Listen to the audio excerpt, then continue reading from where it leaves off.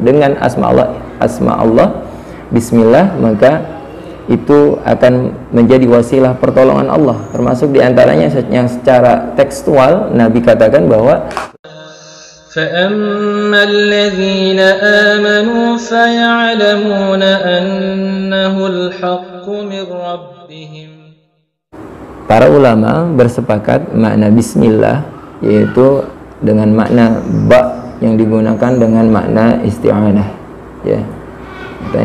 Makanya ada ungkapan Allahu musta'an, Allah yang tempat meminta pertolongan, ya. Atau dalam hadis Nabi ketika menasihatkan kepada Ibnu Abbas, idza sa'alta fas'alillah, idza sta'anta fasta'in billah.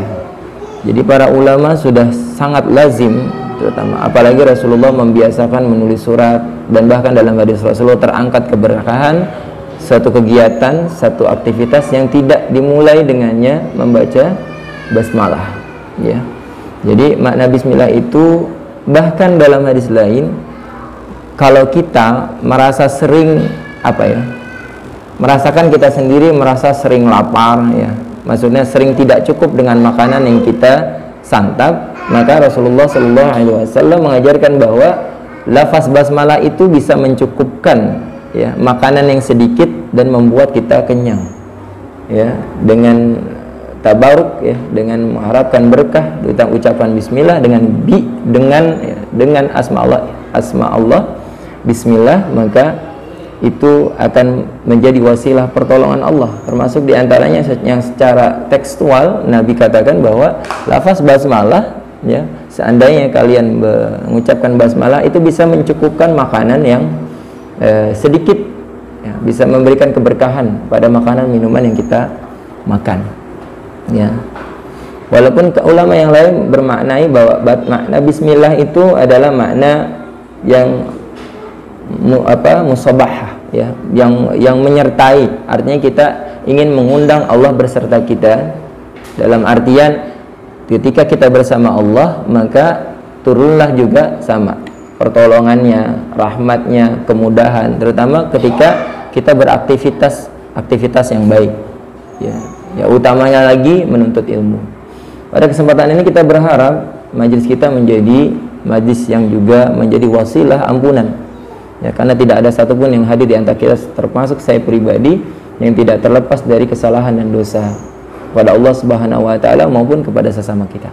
Nah, mudah-mudahan setidaknya kita berharap bahwa dosa-dosa dan khilaf kita kepada Allah diampuni. Makanya dalam satu rangkaian hadis yang panjang, ketika Rasulullah mengatakan bahwa majlis ada malaikat-malaikat khusus yang mencari majelis ilmu, senantiasa mencarinya, ketika bertemu mereka mengepakkan sayapnya, ya, membuka sayapnya, dan jangan dibayangkan sayapnya seperti merpati atau apa gitu, ya, kecap sayap hingga langit dunia, ya. Terus mereka sambil saling memanggil dan mengepal sayapnya hingga langit ke dunia, dan ditanya oleh Allah. Nih, kalau ada kisah baik dalam Al-Quran maupun dalam hadis ketika sifatnya dialog, apalagi mengatakan Allah bertanya pada malaikat, ini orang-orang sekuler atau orang-orang yang ateis sekarang-kadang memanfaatkan, berarti Allah nggak tahu, masa harus bertanya dengan malaikat. Maknanya tidak demikian, bahwa Allah maha tahu atas segala sesuatu, ya. Allah bertanya saat itu, dari mana kalian pada para malaikat? Kami setelah menghadiri satu majelis ta'lim, ada si fulan disebutkan, sehingga namanya itu disebutkan di hadapan Allah, dan Allah mengumumkan cinta kepadanya karena menghadiri majelis ta'lim. Yang kedua, apa yang mereka mohonkan? Mereka memohon atas ampunan. Makanya salah satu yang disunahkan ketika hadir majelis ta'lim, dalam hati maupun diucapkan, selipkanlah doa-doa. Makanya pengalaman testimonial, ada orang yang walaupun ini bukan jadi niat utama, tapi itu wasilah. Ada yang usahanya maju, ada yang disegerakan bertemu jodoh, ada yang diberikan keturunan, karena salah satunya wasilah mereka memilih tempat atau majlis ta'lim seperti ini, di sela-sela dia mendengarkan, ya, menjadi seorang mustami, pendengar, mereka menyelipkan doa-doa, ya, hajat-hajat mereka. Maka salah satu tempat, karena ada dua, ya, ada waktu, ada tempat yang mustajab. Kalau waktu kita sudah sama-sama bahas. Nah, tempat mustajab salah satunya adalah tempat di mana dilakukan majlis ta'lim atau majlis zikir, ya, majlis ilmu. Ya. Ketika itu malaikat juga ditanya, apa yang mereka mohonkan pertolongan, ya, atau perlindungan. Mereka memohon atas surga dan perlindungan atas neraka. Nah itu kalau kita dalam majlis ta'lim, ya, setidaknya berdoa, Allahumma inna nas'aluka ridhaka wal jannah wa na'udzubika min syakhatika wan nar, atau wa na'udzubika minan nar.